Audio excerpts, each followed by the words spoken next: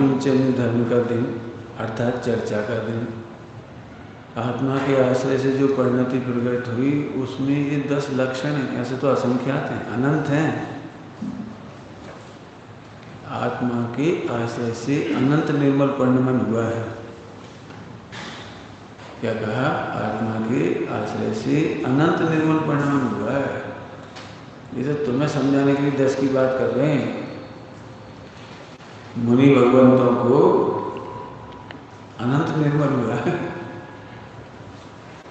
3 कसाय चक्र की अभाव होने पर, अरे सम्यक दर्शन होने पर तो अनंत गुणों में निर्मलता हो जाती है। एक देश सर्वगुणान से सम्यक है ना, सर्वगुणान से निर्मलता आती है सर्वगुण में। तो तुम्हें 10 बातें हम बता रहे हैं। इसका मतलब है आत्मा के आश्रय से अनंत आनंद प्रकट होता है। आत्मा के आश्रय से अनंत गुण निर्मल हो जाती है। समझ में? सर को इतने क्या छोड़ बीच में?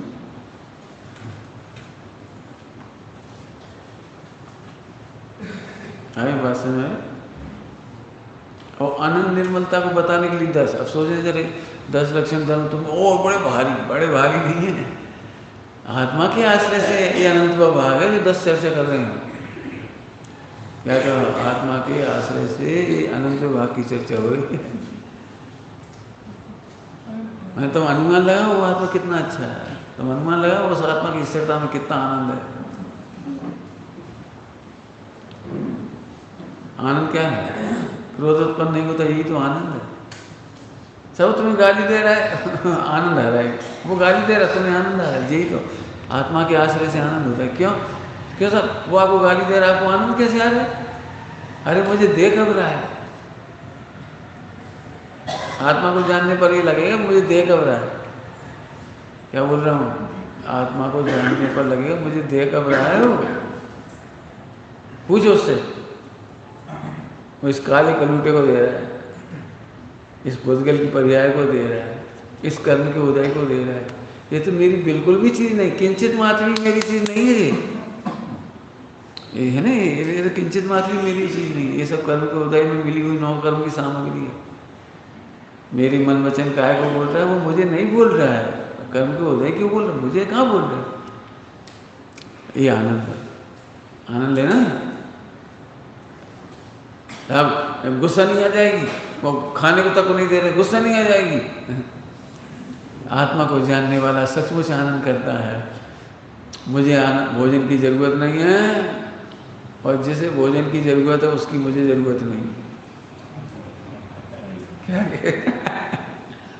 क्या आनंद, आनंद समझे रे? आत्मा के आश्रय से आनंद कैसे आता है? ऐसे आता है, जैसे भोजन की ज़रूरत है उसे, उसकी ज़रूरत मुझे नहीं है, मत मिले। हम क्या करें, नहीं मिल रहा मत मिले, हम तो दुखी नहीं होंगे। जी आत्मा का आश्रय का आनंद, आत्मा का आश्रय की कल्पना मत करो ऐसे बैठ जाएंगे, बैठ नहीं जाएंगे, समझ जाएंगे। समझो, पंडित साहब की रचना है, समझो अपने आप को आनंदमयी शुद्धात्मा, जानो अपने आप को जानहारी आत्मा। ऐसे आनंद आएगा। लिखो, तुम्हें जितना आनंद चाहिए लिखते जाओ, एक तरफ आत्मा रखो और एक तरफ लिखते जाओ। ऐसा 1 करोड़ का नुकसान हो गया, गुस्सा नहीं आ जाएगी? नहीं आएगी, नहीं आएगी, आत्मा के जानने वाले को नहीं आएगी। अब बताओ, पाकिस्तान में डकैती पड़ गई, हमें दुख नहीं होगा? बताओ तुम्हें किस किस को दुख होगा? पाकिस्तान में डकैती पड़ी, पाकिस्तान हार गया वर्ल्ड कप में, हमें क्या फर्क नहीं है? नहीं साहब, पुराना भारत है, हमें तो दुख होता है। पुराना भारत, रो बैठ के। ऐसे मिथ्यात्व से पहले हम इसको अपना मानते थे, भेद विज्ञान से पहले इसको अपना मानते थे, इसलिए दुख होता था। अब भेद विज्ञान हो गया, जो पाकिस्तान है, हम क्या करें? हमारी जिम्मेदारी है दुबला हो कि मोटा हो, खिलाएं कि पिलाएं। आत्मा को तो कुछ मिलता नहीं, इसके चक्कर में आत्मा मर रहा था अनादिकाल से। सोतन हमने जाना नहीं आया, हटो। वो साहब दुबले हो गए, दिगंबर महाराज का शरीर दुबला होता जाता है, बल घटता जाता है। दुर्बल तो शब्द खराब है, दुर्बल कहते हैं बुरे बल को। गुंडे का बल दुर्बल है,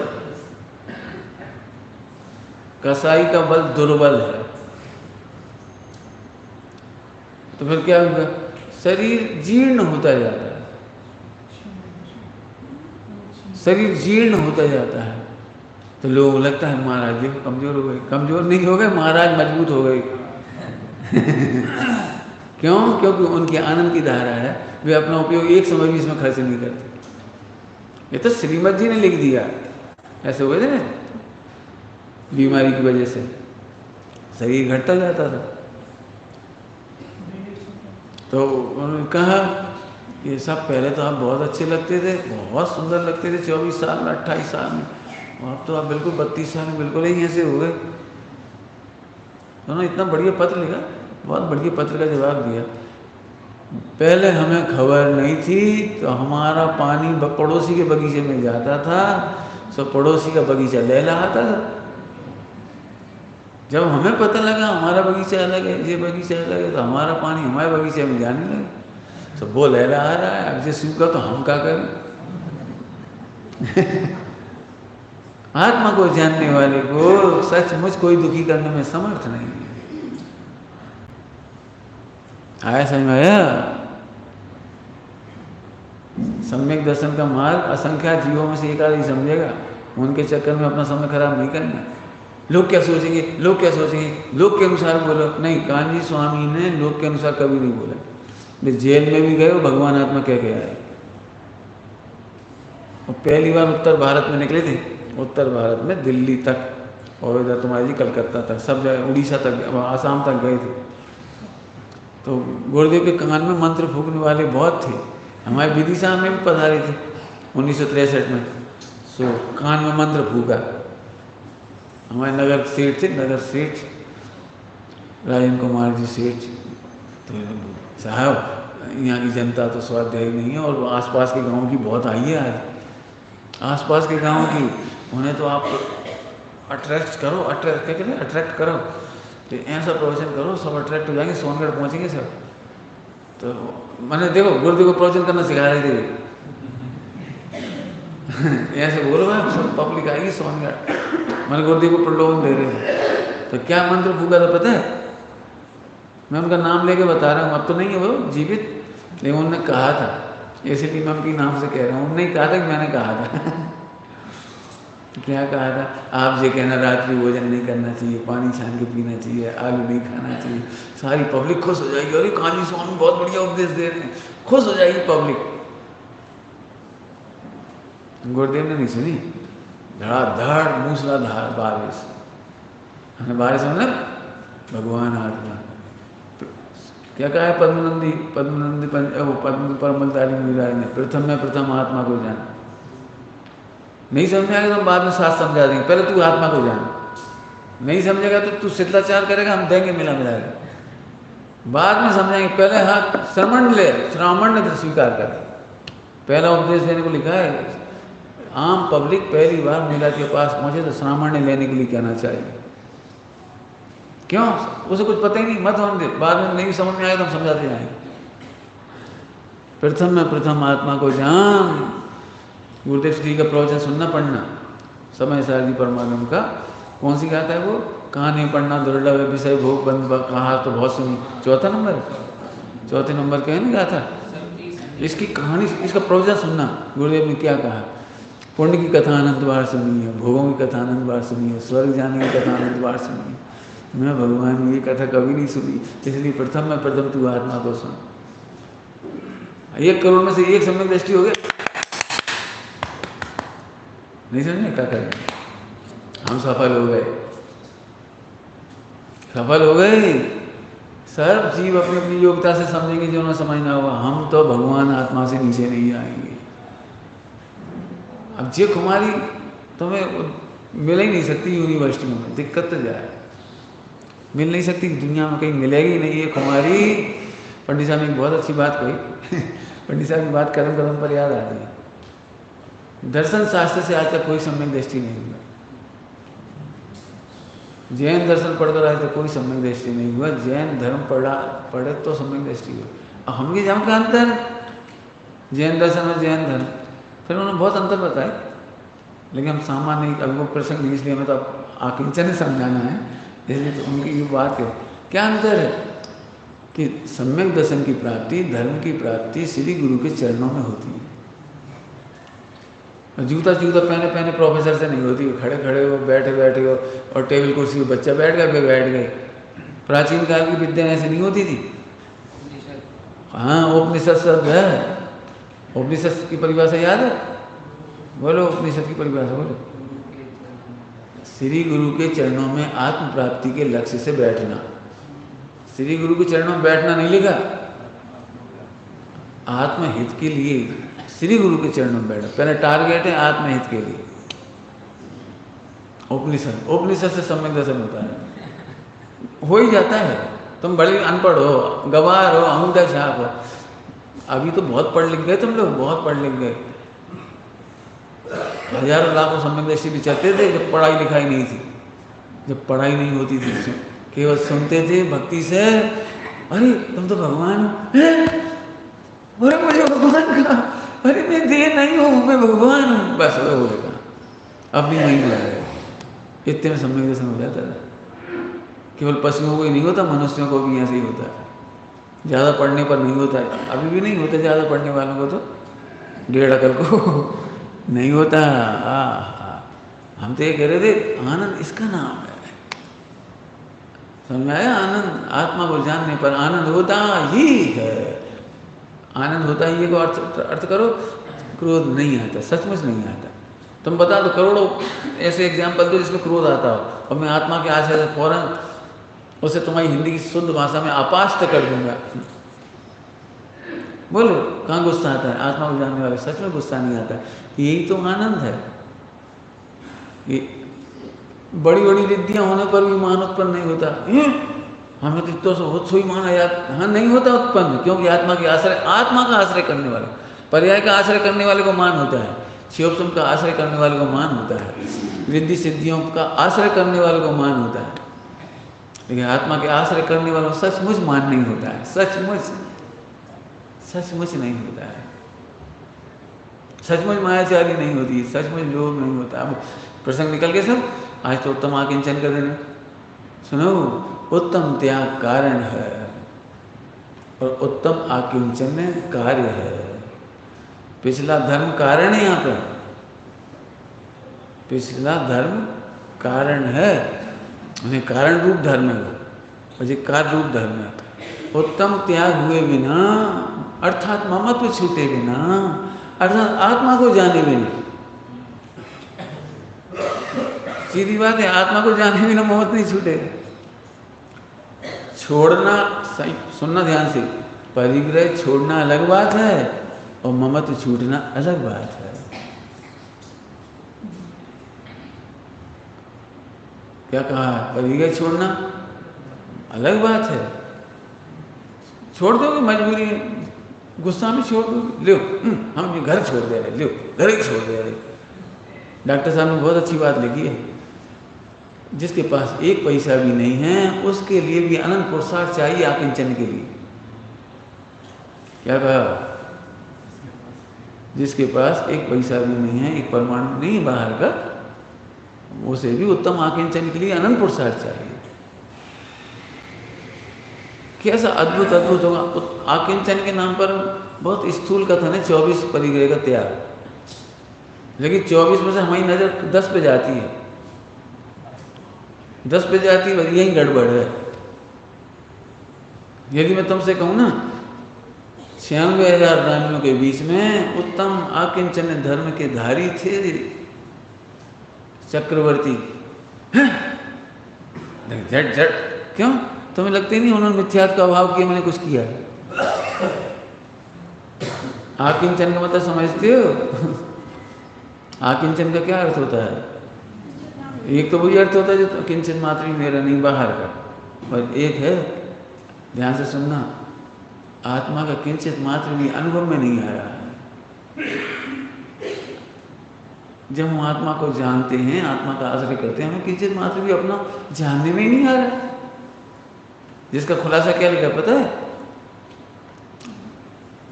परद्रव्य और उनके निमित्त से होने वाले भाव किंचित मात्र भी अपने नहीं लगना उत्तम आकिंचन है। क्या कहा? परद्रव्य, ये परद्रव्य समझ गए, 96 रानी, और 96 रानी के निमित्त से क्या लग रहा है? मैं चक्रवर्ती हूँ। ये दोनों भावों में महत्व नहीं रहा। क्या कह रहे? परद्रव्य और परद्रव्य के निमित्त से होने वाले भाव है बाहुबली, ऐसे भाव में किंचित मात्र भी अपना निपन नहीं लग रहा है, इसका नाम उत्तम आकिंचन है। थोड़ा नहीं समझ में आएगी, थोड़ी कठिन चीज है। क्रोध करते हुए कह रहे आकिंचन है, मान करते हुए नाम मिटा, एक तीर्थंकर चक्रवर्ती का नाम मिटा दो, हमारा नाम लिखो, और मान का सही नहीं है, हम कह रहे हैं उत्तम आकिंचन है। ऐसे कैसे? मुनि राजाओं की बात है, आप कहाँ सम्यक दृष्टि में लगा रहे? अरे कहाँ लगा रहे? तुम आकिंचन को कहाँ से नापते हो? फिर से बोलो, परिभाषा क्या लिखी है? बहुत बढ़िया। परद्रव्य और उनके निमित्त से होने वाले अपने भावों में अपना ममत्व भाषित नहीं होता, अपना ही भाषित, अपना किया हुआ भाषित नहीं होता, इसका नाम उत्तम आकिंचन है। कहाँ कह रहे थे? एक पैसा नहीं है उसके पास आकिंचन नहीं,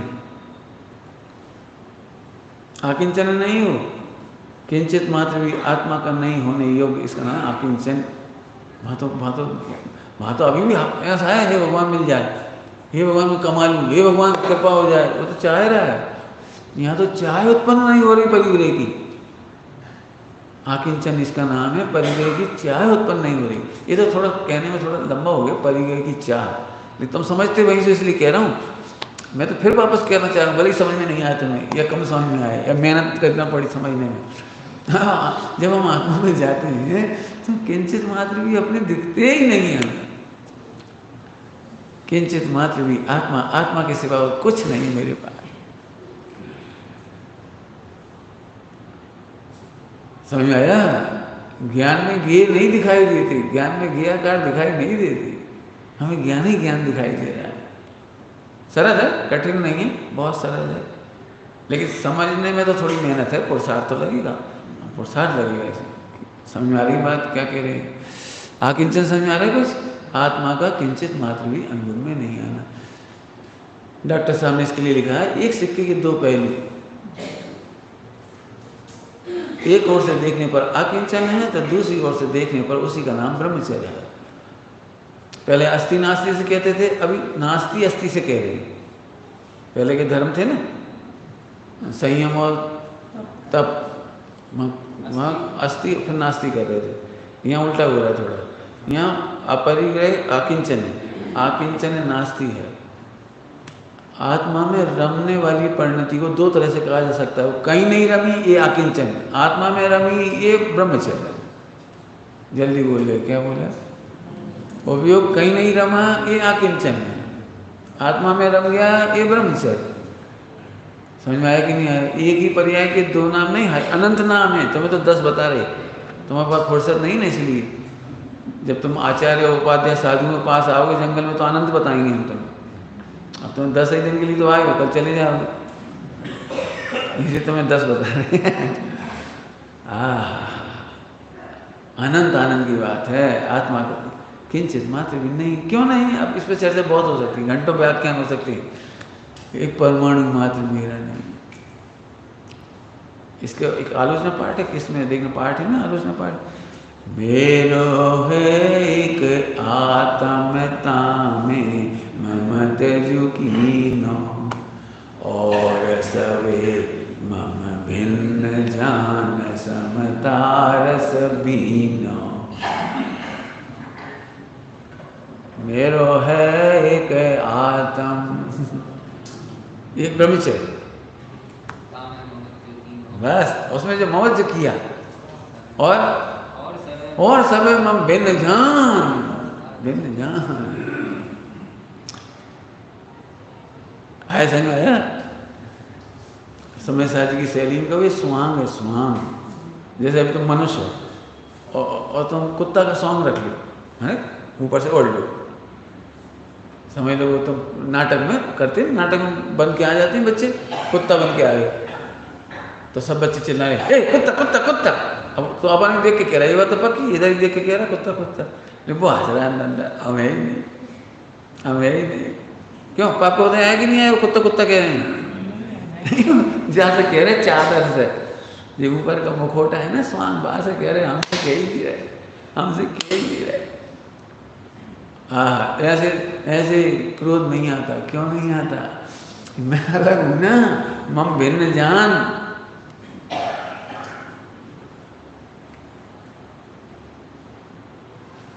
आई बात समझ रही?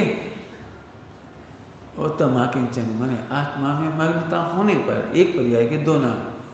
कहीं लीन नहीं हुआ ये आकिंचन, ध्यान रखना, कहीं लीन नहीं हुआ ये आकिंचन। मैं ताकत इसलिए लगा रहा हूँ, ये बात दिमाग में घुसती नहीं। चर्चा क्या चलती है? परिग्रह 24 भी, पंडित ने बाकी बातें नहीं करी, कर तो रहे हैं। 14 प्रकार के परिग्रह की बात कर तो रहा हूँ। मिथ्यात्व नहीं है, क्रोध मान माया लोग नहीं है, हास्य रति अरति शोक भय जुगुप्सा स्त्री वेद पुरुष वेद नपुंसक वेद नहीं है, उनमें ममत्व छोड़ा है। क्यों? 6ठे गुण स्थान में मोहिदास को पुरुष वेद नहीं है, तो फिर 14 का त्याग कैसे होगा? बोलो, पंडित हो तुम लोग तो बोलो, विद्वान हो बोलो। नहीं, पुरुष वेद नहीं, हास्य रति अरति शोक भय जुगुप्सा कुछ नहीं है, नहीं जुगुप्सा नहीं है। हाँ, अनंत आनंद या प्रत्याख्यान, प्रत्याख्यान नहीं। तो एक मिथ्या चला गया, मान लो जड़ से चला गया मिथ्या, तो बाकी की 14 में से 13 तो है ना भी, तो फिर 24 परिग्रह का त्याग कहाँ होगा? कि सुना, दृष्टि में हो गया तो हो ही गया। अब तो बुखार उतरना बाकी है, उतर रहा है। जैसे ही यथाख्यात चारित्र होगा तो 24 का ही त्याग हो जाएगा। संयोग का त्याग तो अभी नहीं होगा, संयोग में शरीर तो भी रहेगा, वेद का उदय नहीं रहेगा, हास्य रति रति शोक भय का उदय नहीं रहेगा, और समोषण फिर भी रहेगा। और लोग तो यही कहेंगे महावीर भगवान के शिष्य, वो भी कहेंगे सब तुम कहते रहो, हमारी तरफ से तो 24 का त्याग हो गया। आई बात समझ में आई थोड़ी सी कुछ?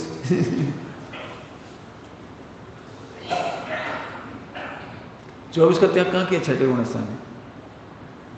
त्याग करें मुनि राय जी, तो दूसरी लाइन में स्पष्ट कर दिया, तृष्णा भाव उचित। क्या मतलब निकला?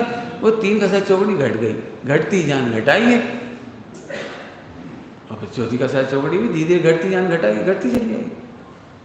और अब श्रावकों के लिए लो तो जितनी आसक्ति कम होता उतना घटता जाएगा। इसकी दोपहर में चर्चा करेंगे, श्रावकों की चर्चा हम दोपहर में करेंगे। हो ध्यान रखें, सुबह सुबह हम अपना वो नहीं छोड़ेंगे। हम उत्तम आकिंचन समझा रहे थे, आकिंचन नहीं समझा रहे थे। उत्तम आकिंचन किसका नाम, देखो समझ में कान में तो पड़े।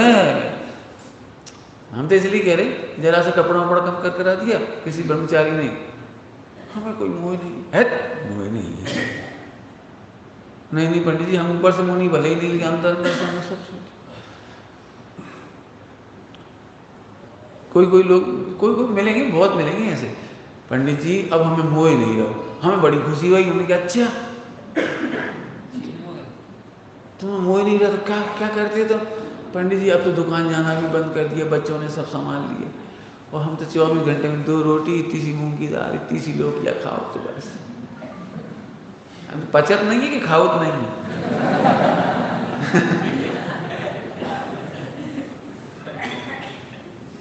इसका नाम मोह छूट गया क्या? इसका नाम मोह छूट गया? नहीं अब हम दुकान नहीं जाते, ऐसा नहीं करते, शादी विवाह में नहीं जाते, वहां नहीं जाते। अरे दम नहीं रही शादी में जाएगी, तुम तो जान चाह रहे हो। आपको पता है घर में बड़े बूढ़े हों 80-90 साल के, और उनकी बिटिया की सगाई शादी कैसी हो गई, और वे आए भी लेकिन उनसे मिले तक नहीं।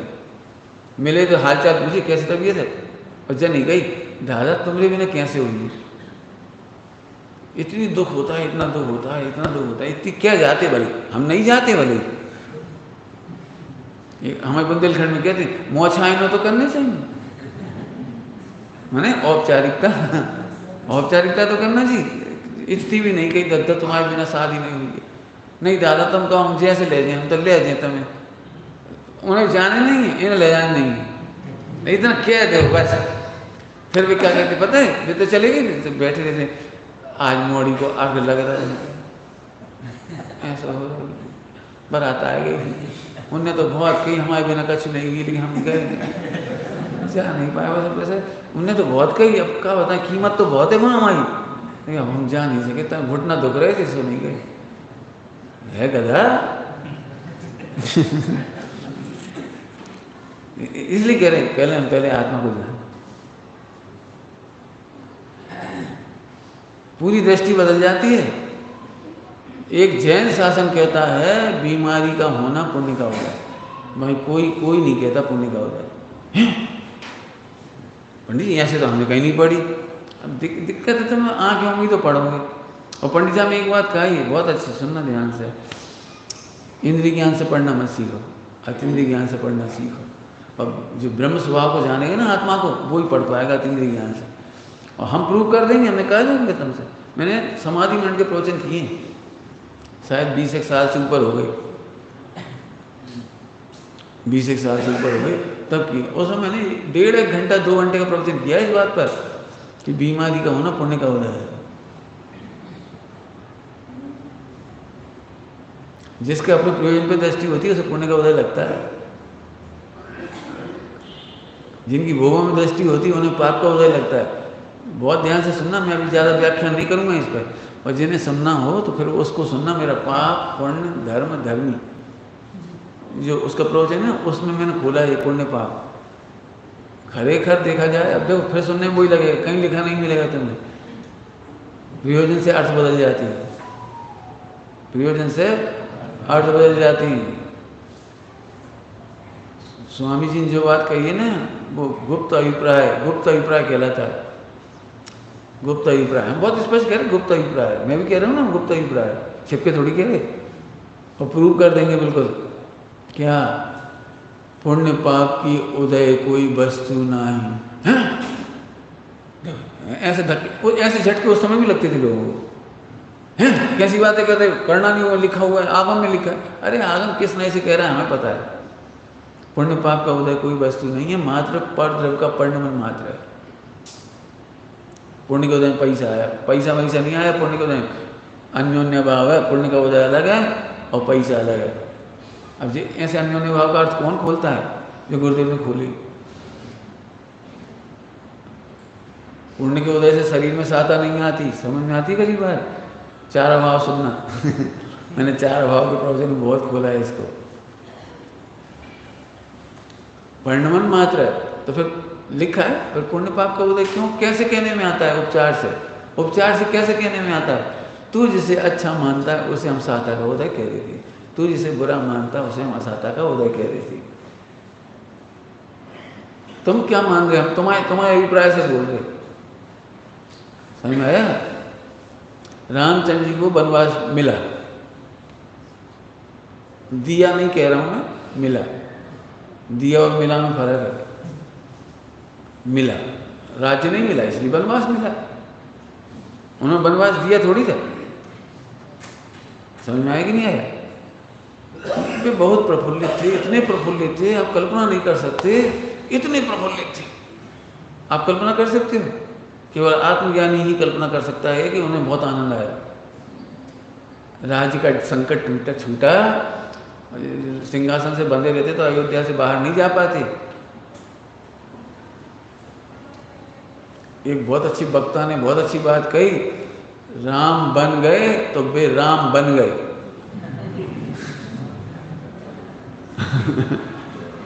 समझ गए?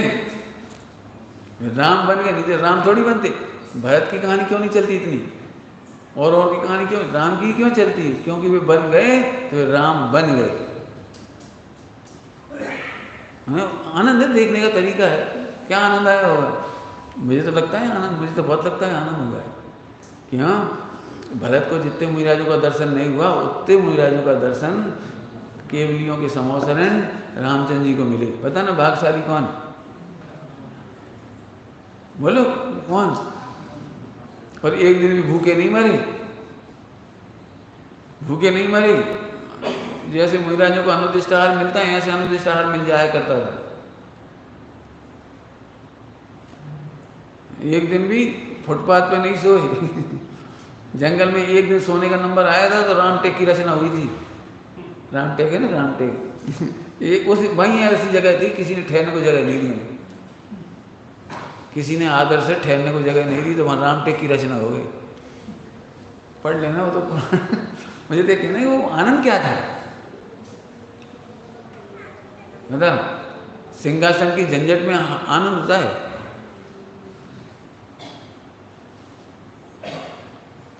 जो भी प्रधानमंत्री की पोस्ट पर बैठता है 90% साइलेंसर लग जाता है। देखा तुमने? नरेंद्र मोदी जब से बैठे कितने बोलते हैं रोज, और भी जितने मिनिस्टर बने प्रधानमंत्री मौन हो जाता है, मौन, बोल ही नहीं पाते। संसद में ऐसे बैठते रहते।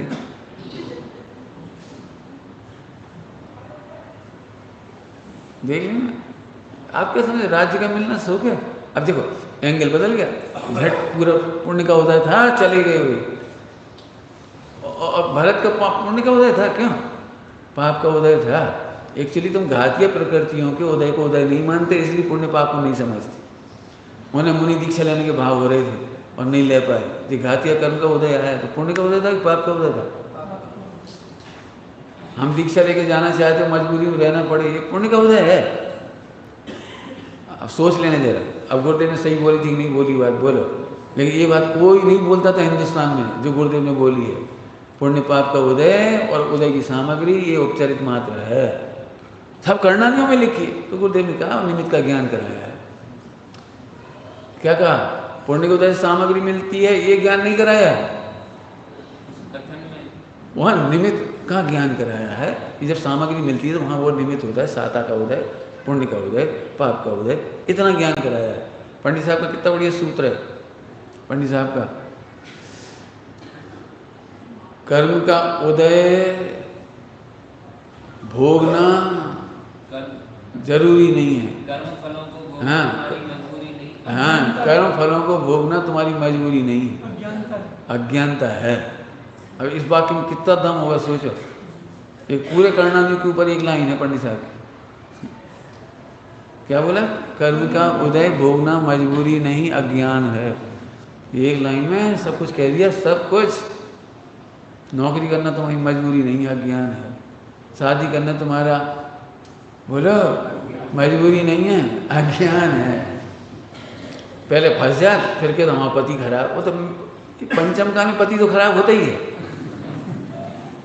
पंचम काल में पत्नी खराब होती है, दो खराब मिलते हैं। पंडित साहब ने कितना बढ़िया कहा, एक बार बहुत बहुत साल पहले की बात है। कटाक्ष मत लेना, कोई है तो कटाक्ष ही, लेकिन लेना मत। लड़का से पूछे तुम शादी क्या करना चाह रहे हैं? साहब मैं बहुत दुखी हूँ, शादी हो जाए तो मजा आए। और लड़की से पूछे तुम शादी क्या कर रही हैं? हम दुखी हैं। तो पंडित जी बोले जी नहीं समझ में आएगी, दो दुखी मिलके सुखी कैसे बैठे?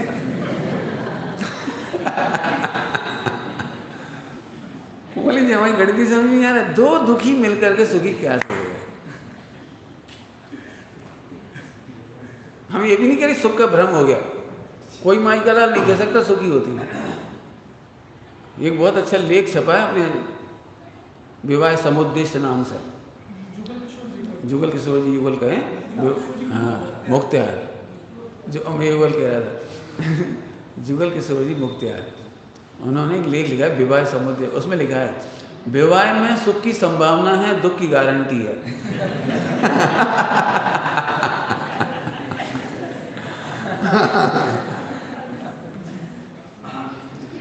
ये तो आप सह लेते हो, ये भी आपका संस्कार अच्छा है। अन्य मतावलंबी में जैसे भग नहीं जाते, हर किसी के संग नहीं चल देते, ये बहुत अच्छा संस्कार है, इसलिए आप दुख सह करके भी संग रहते हो। आचार्य देव ने लिखा है, मन कहते हैं मजबूरी में इतने दुख भुगतते हो, स्वावलंबन से इतने दुख भोग ले तो दुख भोग नहीं ले, इसका असर क्या तो बात तो मोक्ष हो जाए जी। खैर छोड़ो उधर की बात, हम तो ये करें तो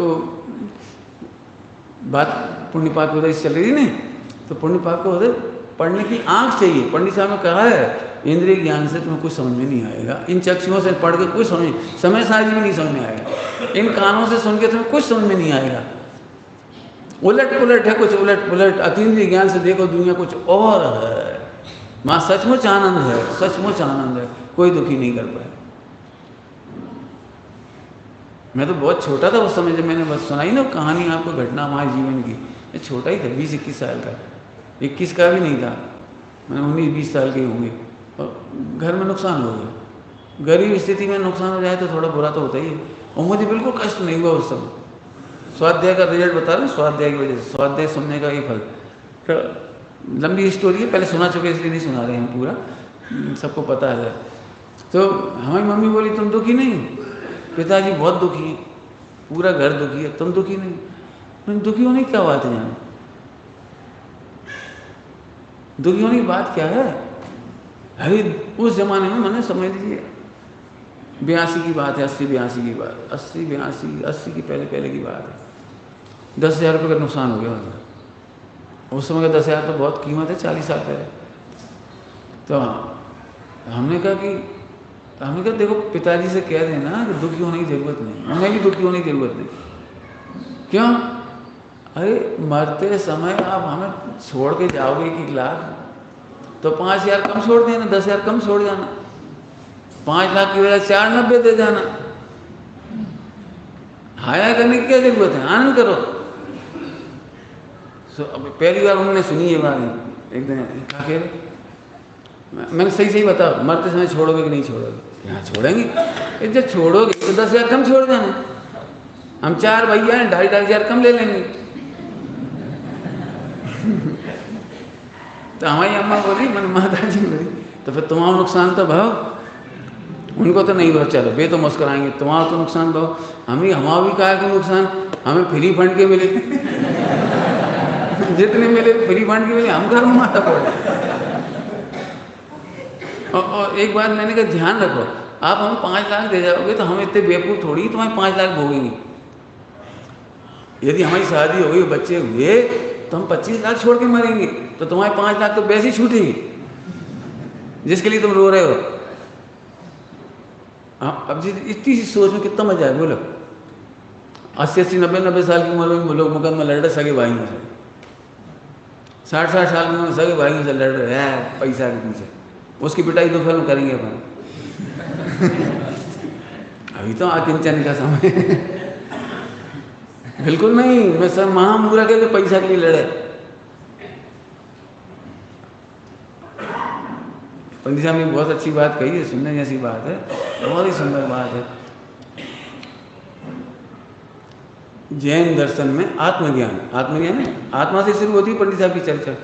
आत्मज्ञान पाप के उदय की ठोकर खा के दीक्षा नहीं लेता, पुण्य के उदय को ठोकर मार के दीक्षा लेता है। क्या बोला? आत्मज्ञान, आत्मज्ञान पाप के उदय की ठोकर खा के दीक्षा नहीं लेता। अब जब चारों तरफ से लुटपट गए, अब क्या करें, संसार असार चलो है, भाग, गेट आउट, निकल। बिल्कुल सही कह रहे हो, बिल्कुल। मेरे सामने कोई ऐसा आ जाए ना, पाप की वजह से दुखी हो, हट निकलो यहाँ से, ऐसे बोलोगे आप? बिल्कुल बोलेंगे, उसमें क्या बात है? क्योंकि तू सारी जिंदगी बैराग के नाम पे जो सुनाएगा, संसार में कहीं सुख नहीं, हमारी बीवी थी, एक बच्चा था, ऐसे सुनाते फिरो। यहाँ से ब्रह्मचारी नहीं बनाना है तुम्हें, नमूनी बनाना तुम्हें। यहाँ से मैंने पहली बार पंडित साहब के मुखार में से 30 साल पहले सुनी थी ये बात। कौन सी? बैराग किसका नाम है? संसार में सुख नहीं है। ध्यान से सुनना, ये तो सुना ही हुआ ना सबने, संसार में सुख नहीं, संसार में सार नहीं है। पंडित साहब बोले इसका नाम बैराग नहीं, इसका नाम द्वेष है। कहीं सुख नहीं दिखता, इसका नाम द्वेष है। अरे मुझे किसी की जरूरत नहीं है, इसका नाम बैराग है। मैं हूँ अपने में स्वयं पूर्ण, मैं भगवान आत्मा हूँ, मुझे किसी की जरूरत ही नहीं है, इसका नाम बैराग है। मैं हूँ अपने में स्वयं पूर्ण, हमें क्या जरूरत पड़ी कोई से कहीं? सब पत्नी मर गई, मोक्ष में मिलेंगे, जाओ। क्या कह गए? मरते मरते पत्नी को क्या कहा? मोक्ष में मिलेंगे। तुम्हारा पति गुजर रहा, तुम्हें रोना नहीं आ रहा? रोना क्या बार है? पति से कह दिया, सुना यही सच्चा प्रेम है हमसे, तो मोक्ष से पहले कहीं नहीं मिलना। पंडित बहुत ही खराब बोलती हो आप, बहुत खराब बोलती हो, ये खराब है। अतीन्द्रिय ज्ञान से समझोगे तभी समझ में आएगा। अतीन्द्रिय ज्ञान से समझोगे तभी समझ में आएगी कि पारसनाथ के जीव को जब कमठ ने पत्थर पटक दिया था, तो उनकी पत्नी ने, पारसनाथ के जीव ने समाधि कराई थी, रोई नहीं थी। और देख लो तुम लोग भैया, और क्या सब दुष्ट है, तुम लोग सिर फोड़ दो, हम तो वहाँ बदलो लेंगे। नहीं, रोई नहीं, समझ गई सिर फट गया है, अब जीवित रहना कठिन। सुना, समाधि करो, किसी से राग द्वेष नहीं करना। जो हुआ हमारा उदय में हुआ, तुम्हारे भाई का कोई दोष नहीं। कितनी समता कराई होगी कि 10 भाव तो बदला नहीं लिया उन्होंने। समझ में आती है बात? ये अतीन्द्रिय ज्ञान से समझ में आएंगे, प्रथमान योग वगैरह सारे इंद्रिय ज्ञान से नहीं समझ में आएंगे। मैं तो सच कहता हूँ, मुझे गुरुदेव श्री के तो मात्र दर्शन ही मिले थे मुझे, लेकिन पंडित साहब ने उनका हार तो मुझे दिखाया है। मुझे कदम कदम पे दोनों का ऐसा याद आती है, मतलब अकेले में भी याद आती है। ऐसे नहीं मैं प्रवचन भी सुनाता हूँ, लेकिन मुझे दोनों की याद आती है, गुरुदेव श्री और बस। बहुत बहुत पंडित साहब ने बताया कि स्वामी जी क्या थे। हाँ बोलो, पाप के उदय की ठोकर खा के दीक्षा नहीं लेना है। अब बीमार हो गए, अब बस की नहीं है, अब किडनी फेल हो गई, चल बेटा फिसल गए तो हर हर गंगे। फिसल गए नहीं, पूर्ण पुरुषार्थ का मार्ग, अनंत पुरुषार्थ का मार्ग। आकिंचन किसका नाम है? आकिंचन, किंचित मात्र की जरूरत नहीं है। ध्यान में समझ में आ रहा है कुछ? मुझे किंचित मात्र की जरूरत नहीं, क्यों? मैं पूरा हूं ना। पंडित साहब ने एक बार बहुत सुंदर बात कही थी, मोह शिविर के बाद, मोह में पहली गोष्ठी हुई थी ब्रह्मचारियों की, उस समय उन्होंने एक बात कही, देखो ज्ञानियों को प्रेम सबसे होता है, मोह किसी से नहीं होता। अब बहुत छोटा वाक्य लग रहा होगा, लेकिन पंडित साहब के पास कोई चला जाए, प्रेम सबसे रखते हैं। चले गए तो ये नहीं लगता बस चले गए, अब आए तक नहीं, देव कितने दिन से खबर तक नहीं थी। अरे ठीक, जीव है, स्वतंत्र है। हमसे पंडित साहब कहते, बेटे तुम कहीं रहो, आराधना करना बस, हम ये नहीं चाहते कि तुम हमारे चक्कर में रहो, हमारे पास आओ, नहीं, तुम अपनी आराधना करते रहो। हमें और कुछ नहीं सुनना, तुम्हारे से मिलना नहीं, जुलना कुछ नहीं। हमें तुम हमारी समाधि नहीं कराओगे, हमें पता है। तुम हमारी समाधि नहीं कराओगे, हमारी समाधि निश्चित है। कौन कराएगा, कब कहाँ होगा, वो सब पता है हमें। निमित्त है, निश्चित है, सब माने एकदम इतनी क्रमबद्ध पर्याय की। आपको क्या लगता है बेटा तुम बहुत बढ़िया, अब बने रहिए 20 साल, छोड़ के मत चले बेटा, तुम भी चले गए तो हमें पानी को दे। हट, प्रेम है, मोह नहीं है जी, समझ गए ना, मोह। किसी को बुलाते नहीं है और किसी को भगाते नहीं है, आने वाले को भगाते नहीं है, नहीं भगाते। आप कितने ही खराब हो तो भी नहीं भगाते पंडित साहब, कितने ही खराब हो तो भी नहीं भगाते। जीव है, कहाँ जाएगा, यहाँ नहीं रह पाएगा तो कहाँ रह पाएगा। पंडित साहब की ऐसी करुणा है। अपन को लगता है भैया जी हैरान करो, तुम हटो यहाँ से। पंडित साहब बोले हम कैसे हटा दें, जगह कौन हमारी है, गांव थोड़ी हमारा है। आराधना करने की स्वतंत्रता सबको है, तुम्हारी जितनी योग्यता तुम आराधना करो, ठीक है, हमारा तुम्हारा कम है, कोई है, वही दिक्कत। इतनी बड़ी उदार दृष्टि किसी के पास नहीं है। आकिंचन का अर्थ बता रहा हूँ जी, समझ में आ रहा है कुछ। हमें किंचित मात्र की जरूरत नहीं। चलो टाइम हो गया, अब एक पंडित साहब की रचना की एक लाइन गाते हैं। कौन सी लाइन गाओगे पता है? रहे चाहे अभी जाओ, एक तुझे है ना सबसे आखिरी लाइन इसकी। नहीं परवाह अब जग की, नहीं है चाह शिव पद की, पहो परिपूर्ण ज्ञानमय जीवन, अहो परिपूर्ण निष्प्रय ज्ञानमय। जय आकिंचन। हमें मोक्ष की भी याद नहीं आ रही, और की तो क्या है, नहीं है परवाह है अब जग की। परवाह जग की परवाह करोगे बेटे, सम्यक दर्शन नहीं होगा। दुनिया क्या सोच रही, सोच अंधे। अपन तो ध्रुव अपना आनंद लेने ही सीखो बस। दुनिया के भविष्य को अपन नहीं बदल सकते, या अनादि अनंत ऐसे ही चलता रहेगा। 99% वक्ता गलत ही होंगे, मैं गलत ही कह रहा हूँ, होंगे। हम किस किस का माथा पकड़ेंगे? हमसे तो सब तरह के लोग कहते हैं हमारे गांव में ऐसे प्रवचनकार है, हम क्या करें? हम कच मत करो, आराधना करो, और क्या करें। साहब आप उनसे कहते हो प्रवचन नहीं करें, मैं नहीं कहता। चाहे गलत भी बोलते तो मैं मना नहीं करूँ। पढ़ते तो हैं कम से कम, मंदिर में बाँचते तो हैं कम से कम। मैं कहीं ना कहीं इतना सा शासन टिकाएंगे तो सही, कहीं भले कुछ भी पढ़ते तो हैं, पढ़ने को। मैंने भी बहुत गलतियाँ की हैं, प्रवचन करते समय बहुत गलतियाँ की हैं। गलती करने पर भी लोग मिल गए, विद्वान मिलते गए, सुधारते चले गए, अपने सुधार लिया। इसलिए गलती करने वाले को मैं प्रवचन करने से नहीं रोकता। तुम गलती करो, कोई ना कोई मिल जाएगा टोकने वाला। हाँ, गलती का हट नहीं करना। सत्य का शत्रु दुराग्रह। गोमर शाह जी ने कितनी बड़ी गाथा लिख दी, यदि गलती हो गई तो कोई बात नहीं, तो भी सम्यक दर्शन हो जाएगा। वाणी से गलत कह गए तो भी सम्यक दर्शन हो जाएगा। 4 नियोग में भी कुछ गलत बोल गया तो भी सम्यक दर्शन हो जाएगा उसे। लेकिन दुराग्रह होगा तो मिथ्यात्व हो जाएगा। कितनी साफ साफ है। अपन तो अमृत पियो, दुनिया के चक्कर छोड़ दो भैया। दुनिया तो ऐसी चलेगी। हम अभी तुम सबके पास शिकायत हो सकती है, हमारे गांव में ऐसे पंडित जी, हमारे गाँव में ऐसे, क्या गुड़ होना तो इतनी मिल गई जी, तुम्हारे टिफिन का माल है।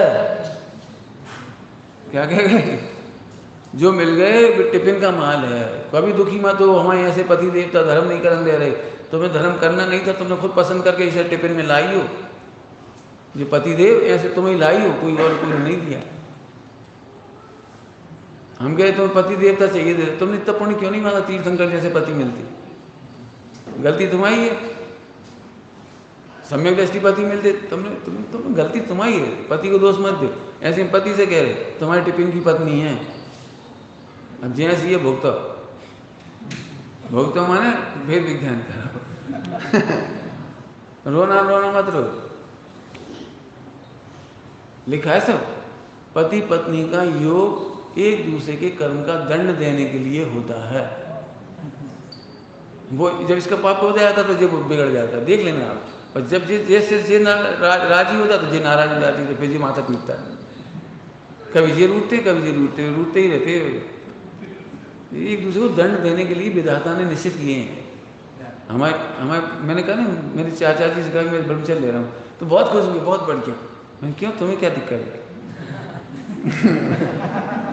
तो बोले मेरे जीवन का अनुभव तो ये है कि विश्व की इससे बड़ी कोई सज़ा नहीं हो सकती। जो पत्नी अपने को मन नहीं भाती वो साल 2 साल बाद है किटकिट च्या पे लड़ाई झगड़ा जी वो, और फिर उसी के संग एक ही कमरे में बंद होकर जिंदगी भर जेल की तरह रहना पड़ता है। मर्यादाएं बाहर जाने की अनुमति नहीं देती, मुनि बनने लायक होते नहीं हैं और सम्यक दर्शन होता नहीं है, तो उसी संग रहना पड़ता है। ऐसा कौन हम चाचा जी। ठीक है ओम